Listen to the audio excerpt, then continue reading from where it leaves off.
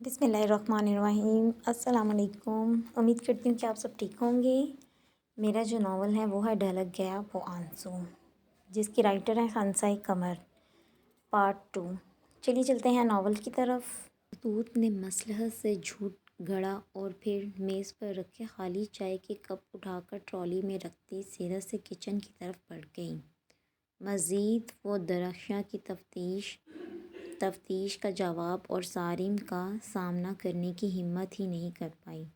दरख्शां उसके ताया की बेटी थी, बचपन से ही ऐसा मिजाज पाया था, शकी और तफ्तीशी। छोटी से छोटी बात पर इतने सवाल और इतनी तफ्तीश, शायद इतनी तो कभी मामा ने भी ना की हो। वो इसीलिए इसके साथ बैठने से कतराती थी। ताया इसके घर के ऊपर वाले पोर्शन में ही रहते थे। अफ़ाम भी ताया का बेटा था, लेकिन इसका मिजाज दरख्शां से बहुत मुख्तलिफ था। इसके मुकाबले में वो खुश अखलाक, मिलनसार और जल्द घुल मिल जाने वाला लड़का था। दरख्शां ने बीए के बाद ही पढ़ाई छोड़ दी थी। अब घर पर ही वक्त गुजारी करती, कभी टीवी चैनल सर्चिंग करके तो कभी मैगज़ीन पर रंग बिरंगी तस्वीरें देखकर। पापा और ताया दोनों ही भाई एक कामयाब इंजीनियर थे और अपनी फर्म बड़ी ही कामयाबी के साथ चला रहे थे।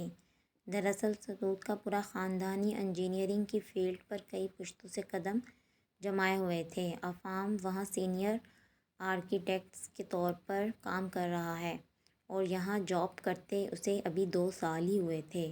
अफ़ाम अपनी मास्टर्स की डिग्री आर्किटेक्चर में मुकम्मल करने के बाद साथ ही ताया के ऑफ़िस में जॉब पर लग गया। इसका कोई रवायती किस्म का इंटरव्यू नहीं हुआ था, ना ही किसी और किस्म की कोई बहस, बल्कि उसे तो काम समझाने और बेसिक रूल्स बताने तक की नौबत भी पेश नहीं आई थी। बल्कि अपने मास्टर्स के दौरान ही इसने ऑफ़िस का आधा काम संभाल लिया था।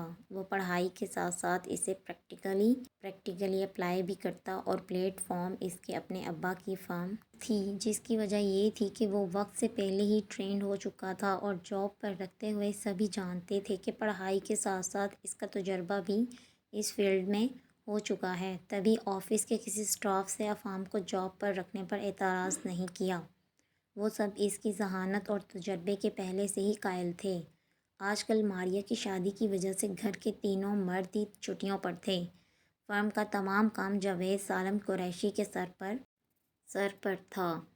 वो पापा और ताया के बाद सीनियर इंजीनियर थे और इस फर्म को स्टेब्लिश करने में इनका भी बहुत हाथ है। उन्होंने दादा के हमरा भी काम किया हुआ है, इसी वजह से इनका तजुर्बा ख़ासा अच्छा है। वो ताया से उम्र में भी बड़े हैं, इसलिए ताया और पापा सबसे पहले इनके कारआमद मशवरों को सर-ए-फ़हरिस्त रखते। अक्सर मेहमान तो सतूत के घर में ही रौनक अफरोज़ थे। शानदार कोठी काफ़ी बड़ी थी, इसलिए सतूत को अपना कमरा खाली करने की ज़रूरत ही नहीं पेश आई। मारिया और वो बस 2 ही बहनें थीं। कुछ मेहमानों को ताया के पोर्शन में ठहराया गया था, जिनमें ताई के मेके का ही शुमार था। जो थोड़ी बहुत कमी रह गई थी तो ज़मीन पर बिस्तर लगा दिए गए थे। यूँ रात भी आराम से बसर हो गई। कमरे की तमाम ड्रेसिंग टेबल इसने उलट पलट कर दी। तमाम मेकअप दरम भरम हो गया था। ब्लशन किट से टूटकर ड्रेसिंग टेबल पर पाउडरी सा बिखर गया। सतूत ने हनोज झटपट हर चीज़ उलट रही थी, चेहरे पर फैली इज़्तिराबी। सतूत क्या कर रही हो? हर चीज़ बिखेर दी। अफ़ाम इसके करीब ही खड़ा शुशत सर बोला, मगर वो अभी भी ड्रेसिंग टेबल पर झुकी, दराज खोलकर इसमें हाथ डालने लगी। झुकने से सतूत के बालों की लंबी लंबी आवारा सी लटें शानों से खिसक कर आगे को झूल गईं। बताओ तो सही, हर चीज़ फैलाकर तुम आखिर ढूंढ क्या रही हो? अफ़ाम ने निगाह शौक इस पर डालते एक बार फिर इसरार किया। मेरे गोल्ड के इयररिंग्स गुम हो गए हैं, वो ढूंढ रही हूँ। अगर मामा को पता चला तो वो बहुत नाराज़ होंगी। सतूत रुख इसकी तरफ फेर कर मुतफ़िक्र बोली तो वो इस अदा से मुस्कुराया जैसे इसका तमस्खर उड़ा रहा हो। मैंने कोई लतीफ़ा नहीं सुनाया जो यूँ मुस्कुरा रहे हो। वो अपने जलाल में आ चुकी थी। भाई मेरे लिए तो लतीफ़ा ही है, एक मामूली से इयररिंग्स के गुम होने पर तुम यूँ परेशान हो रही हो जैसे पता नहीं कौन सा डायमंड सेट गुमा। بیٹھی ہو۔ وہ اب اس کے چہرے پر رقص کرتے پریشانی کے اثرات کو انجوائے کرتا گویا ہوا۔ میں نے پچھلی مرتبہ بھی گھما دیے تھے، ماما نے مجھے بہت ڈانٹا تھا۔ وہ تو پہلے ہی کہتی ہیں کہ میں بہت لاپرواہ ہوں، گولڈ کی کوئی چیز مجھ سے سنبھالی نہیں جاتی۔ اب اگر انہیں معلوم ہوا کہ ان کے بنوا کر دیے گئے نئے گولڈ کے ایئر رنگز بھی سنبھال نہیں پائی تو ان کی بات سچ ہو جائے گی۔ تو میں واقعی ایک لاپرواہ لڑکی ہوں، وہ رہان سی ہو کر بولی، جیسے ابھی اگر نہ ملے تو وہ واقعی رو دے گی۔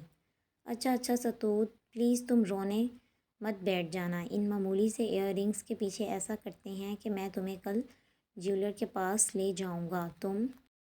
تم ویسے ہی نئے بنوا لینا، چچی کو کچھ پتہ نہیں چلے گا۔ افام نے اسے تسلی دیتے ہوئے بڑے نرم لہجے میں کہا۔ سچ؟ وہ بچوں کی طرح اچھل پڑی۔ بالکل سچ۔ اسے یقین نہیں آیا کہ جس مسئلے کو وہ اس قدر سیریس لے رہی تھی، افام نے اسے پل بھر میں نپٹا لیا۔ تم ہمیشہ ہی میری مدد کرتے ہو۔ تھینک یو سو مچ۔ افام کے پچھلے تمام احسان اسے اس پیشکش کے بعد یاد آئے تو متانت سے بول پڑی۔ اب غیروں کی طرح تم مت ٹریٹ کرو۔ آفٹر آل میں تمہارا کزن ہوں، اب میں مدد نہیں کروں گا تو کون کرے گا؟ افام نے اسے جذبات کی رو میں بہتا دیکھا تو جھٹ سنبھال لیا۔ ستوت شگفتہ غلاب کی طرح کھلتی کمرے سے باہر نکل گئی، جبکہ افام کے لبوں پر بڑا جاندار تبسم رقص کرنے لگا، جیسے واقعی جان تو اب آئی ہے۔ دونوں بچپن سے ساتھ پلے بڑھے، اس لیے بے تکلفی ایک حد تک قائم تھی، لیکن افام کے پاس وقت نہیں تھا۔ بڑے ہوتے ہوتے وہ کام میں اس قدر مصروف ہوا کہ اب دونوں کی گفتگو بہت کم ہوتی۔ بعض مرتبہ تو کئی دن مصروف گزر جاتے کہ افام کی شکل تک نہ دیکھنا نصیب نہ ہوتی۔ وہ محنتی اور کام میں جان لگا دینے والا انسان تھا۔ بہن کے گھر سے واپس آ گئی تو بیڈ پر انگلیاں چلاتے ہوئے ستوت مصروف سے انداز میں بولی۔ ابھی کل ہی آئی ہوں، مزہ تو بہت آیا تھا، تھکن ہے کہ اترنے کا نام ہی نہیں لے رہی۔ عظمیٰ کی تھکی تھکی آواز ستوت کے موبائل فون کے اسپیکر میں سے ابھری۔ ہاں اب تو آنا ہی تھا، ماریا کی شادی جو ہو گئی۔ لیپ ٹاپ کی برق سکرین پر نظریں ٹکائے وہ مصنوعی طیش میں بولی اور پھر ای میل کے ان باکس میں سے کچھ پڑھنے لگی۔ دونوں جانب خاموشی چھا گئی۔ عظمیٰ، ہماری خواہش پوری ہو گئی، ستوت اپنا گلا پوری شدتوں کے ساتھ پھاڑ کر پرجوش بولی کہ پل بھر کو عظمیٰ بھی ڈر گئی۔ کیا مطلب؟ اگلے ہی پل وہ خاصی حیرانی سے پوچھ رہی تھی۔ مطلب یہ کہ ہم نے فوڈ ریسرچ کے لیے جو فوڈ انڈسٹری میں اپلائی کیا تھا، ان کی طرف سے میل آ گئی، جاب مل گئی یار۔ خوشی کے مارے ستوت کی آنکھوں کی خشک سطح بھیگ گئی۔ کیا واقعی؟ ستوت، میں ابھی ای میل چیک کرنے کے بعد تمہیں کال کرتی ہوں، جسٹ ویٹ۔ عظمیٰ نے متحد اتنا کہتے فون کاٹ دیا۔ موبائل رکھتی وہ کمرے سے باہر نکل گئی۔ چیخ کر اس نے لاؤنج میں اعلان کرنا چاہا، یہی اس کا مخصوص انداز تھا۔ جب بھی اسے کوئی بڑی کامیابی ملتی تو وہ یوں ہی لاؤنج میں جا کر اچھل پڑتی۔ ابھی بھی وہ حسب عادت یوں ہی لاؤنج میں داخل ہوئی کہ یکدم اس کے فرح سے اٹھتے قدم وہی تھم گئے۔ وہ بھول گئی تھی کہ ہاں، اپنی خوشی میں وہ بالکل ہی فراموش کر گئی تھی کہ لاؤنج میں وہ اب یوں اچھل کر اپنی خوشی کا اظہار نہیں کر سکتی، کیونکہ وہاں صارم بیٹھا تھا۔ سب مہمان جا چکے تھے، بس صارم اور نفیسہ آنٹی ہی رہ گئے تھے۔ باقی گھر والوں کے ہمراہ وہ بھی لاؤنج میں ہی بیٹھے باتوں کی محفل جمائے ہوئے تھے۔ صارم اپنے ٹچ اسکرین سیل فون پر انگلیاں گھماتا نہ جانے کیا کر رہا تھا۔ ستوت اتنا دیکھ کر واپس لوٹ گئی۔ وہ جانتی تھی کہ اگر وہ یہاں بیٹھی تو پھر اس کا اندر گھٹنے لگے گا، پھر وہی اپنے ہی گھر میں رسمی سا انداز۔ وہ اپنے کمرے میں واپس لوٹی تو اس کا موبائل بلنک کر رہا تھا۔ اس نے آگے بڑھ کر چیک کیا تو عظمیٰ کی ایک ساتھ 3 کالز کال لاگ میں دکھائی دیں۔ اس نے جھٹ کال بیک کی۔ کہاں تھی ستوت؟ کب سے فون کر رہی تھی؟ فون اٹھاتے ہی اسپیکر جیسے عظمیٰ کے غصے سے پھٹ پڑا۔ ارے باہر گئی تھی لاؤنج میں۔ وہ افسردہ سی کھڑکی سے باہر گپ اندھیرے کو گھورنے لگی، جہاں باہر کی تمام لائٹس آف ہونے کی وجہ سے سب کچھ اندھیرے کی گہری گرفت میں تھا۔ کیا ہوا؟ ابھی تو تم بہت خوش تھی۔ اپنی خوشی بھول کر عظمیٰ کی آواز آزردگی و حیرت میں ڈوب گئی۔ اس نے ستوت کے لہجے کا ڈھیلا پن محسوس کر لیا تھا۔ ایک ہی شخص ہے جسے دیکھ کر مجھے ہمیشہ غصہ آتا ہے۔ ہمارے گھر پر ڈیرا ہی جما کر بیٹھ گیا ہے، پتہ نہیں کب جائے گا اور مجھے سکون آئے گا۔ اس کا لفظ لفظ زہریلا ہو رہا تھا۔ کون؟ وہی صارم؟ ہاں تو اور کون ہو سکتا ہے؟ اکڑوں، وہ ایک ہی تو ہے۔ ہے کون؟ صارم کس کا بیٹا ہے؟ ماما کی کزن کا بیٹا ہے، UK میں رہتا ہے۔ جب سے گیا ہے تب سے اب پہلی ہی مرتبہ پاکستان آیا ہے۔ آنٹی تو پہلے بھی ہمارے گھر آتی رہتی ہیں، لیکن اتفاق سے ماریہ کی شادی پر وہ بھی پہنچ گیا، عین مہندی والی رات، اور میرا انگوٹھا زخمی کر گیا۔ او ہو، تو چلا جائے گا بیچارہ۔ وہ پہلی مرتبہ تمہارے گھر آیا ہے، بجائے اس کے کہ تم دل کھول کر اس کی مہمان نوازی کرو، اور تم یوں دل کھول کر اس کی برائیاں کر رہی ہو۔ عظمیٰ نے استہزائیہ قہقہ لگاتے ہوئے گویا پہلی بار کوئی کام کی بات کی تھی۔ ویسے دکھنے میں کیسا ہے؟ عظمیٰ ہمہ شوق رازداری سے بولی۔ یاد رکھنے میں تو ہینڈسم ہے، لیکن اس کے ناک پر رکھے غصے اور مصروفیت سے مجھے کوفت ہوتی ہے۔ جب سے آیا ہے تب سے اس نے مجھ سے بات نہیں کی، سوائے اس مہندی والی رات کے۔ پتہ نہیں خود کو سمجھتا کیا ہے، UK میں رہنے کا غرور ہے شاید۔ ستوت سرد مہری سے بولتی بیڈ پر بیٹھنے کے لیے مڑی ہی تھی کہ یک لخت اس کی نظر دروازے پر کھڑے صارم پر پڑی۔ وہ اسٹیچو بن گئی، بھونچاک سی رہ گئی۔ ستوت نے بے ساختہ اپنے دانتوں تلے زبان کو بڑی زور سے دبایا، اور صارم کچھ بھی کہے بنا دروازہ بند کرتا واپس پلٹ گیا۔ دروازہ بند کرنے کا انداز اس کی ناراضگی ستوت پر عیا کر گیا تھا۔ یقیناً اپنا ذکر ستوت کے منہ سے اس انداز میں سننا اس پر گزرا ہوگا۔ پھر صبر و تحمل سے کام لیتے ہوئے وہ واپس پلٹ گیا۔ ہیلو عظمیٰ، عظمیٰ برابر فون پر چلائی۔ یار اس نے سب سن لیا، خجالت سے کہتے ستوت نے فون کاٹ دیا۔ اس کا اندر یکدم وقتاً بے سکون ہوتا چلا گیا۔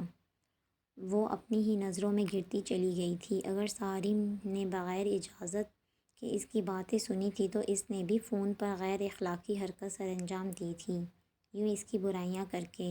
ندامت اور شرمندگی کا عجیب سا احساس اس کے اندر بیدار ہوا، اور وہ چاہ کر بھی خود کو تسلی نہ دے سکی۔ بہرحال وہ غلط تھی، اس کی حرکت غیر اخلاقی تھی۔ اس نے صارم کا دل توڑا تھا، یقیناً اس کو بہت ہرٹ کیا ہوگا۔ اس احساس کے زیر اثر وہ رات بھر سو نہیں پائی۔ رات کے ساتھ ساتھ اس کی ندامت کا احساس بھی گہرا ہو چلا تھا۔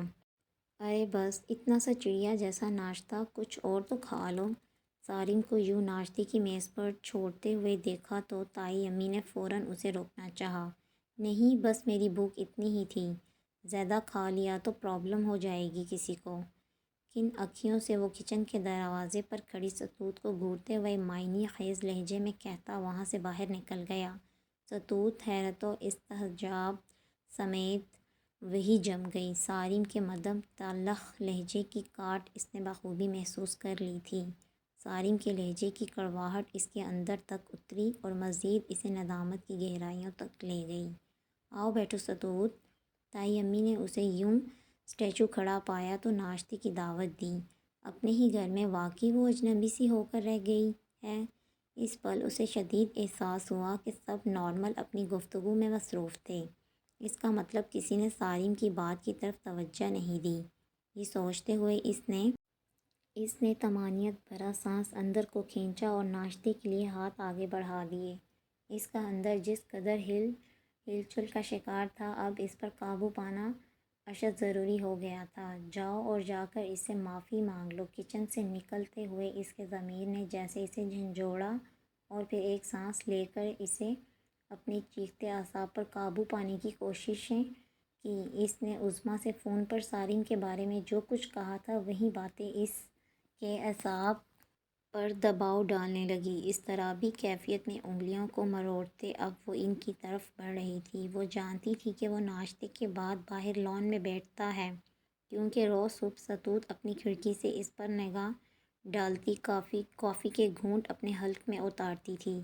وہ مصروف سا اپنے کام میں مگن ہوتا اور کافی مگ تھامے اسے گھورتی رہتی۔ وہ لاکھ اس کی برائیاں کر لے، اسے برا بھلا کہہ لے، مگر وہ خود بھی اس بات سے واقف تھی کہ جب وہ ایک مرتبہ سارم پر نظر ڈال لے تو اس کے چہرے پر سے نگاہ ہٹانا مشکل ہو جاتا ہے۔ وہ لاکھ برائیاں اس کی پیٹھ پیچھے کر لے مگر اس کے سامنے اس کی زبان گنگ ہو جاتی ہے۔ وہ سارم کے پیچھے ایک بہادر، بے باک اور نڈر لڑکی ہے مگر اس کے سامنے وہ بالکل برعکس، جس قدر ہلکی رفتار سے وہ چل سکتی تھی چل لی، مگر بالآخر اسے لان تک تو پہنچنا ہی تھا اور اب وہ ان لان میں کھڑی اسے گھورنے لگی۔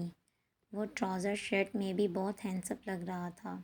وہ ان لوگوں میں سے تھا جن پر نظر بے اختیار ٹک جاتی ہے اور ایسا ہی ہوا تھا، اس کی نظر بھی بس وہیں ٹھہر گئی۔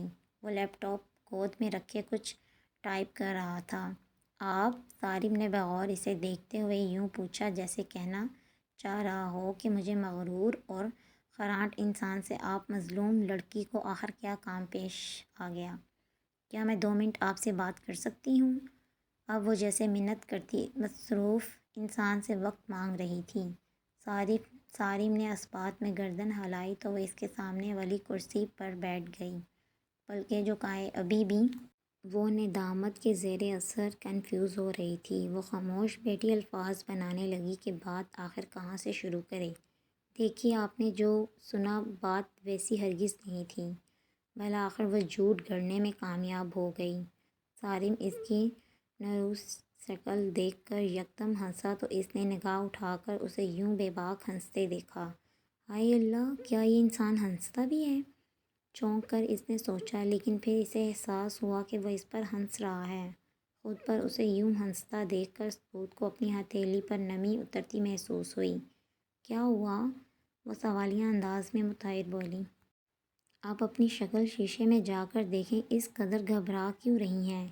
میں کوئی پریزیڈنٹ نہیں ہوں جس کے سامنے آپ کو اسپیچ کرنی ہے اور آپ کنفیوز ہو رہی ہیں۔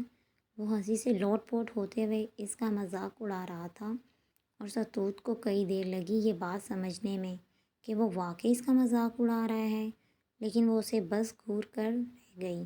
اچھا تو بتائیے پھر اصل بات کیا ہے؟ کہکہ ضبط کرتے اس نے یکدم سنجیدگی کی چادر اوڑھ لی۔ ستوت نے جھکی پلکیں اٹھا کر اس بے حد حسین چہرے پر گاڑ دیں۔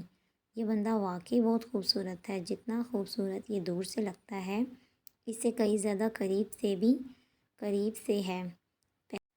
پہلی بار ستوت نے اسے اتنی قریب سے دیکھا اور خود کو یہ کہنے سے روک نہیں پائی، کہاں کھو گئی محترمہ؟ چٹکی بجا کر سارم نے اسے خیالات سے نکالنا چاہا۔ وہ یکدم ٹھٹکی۔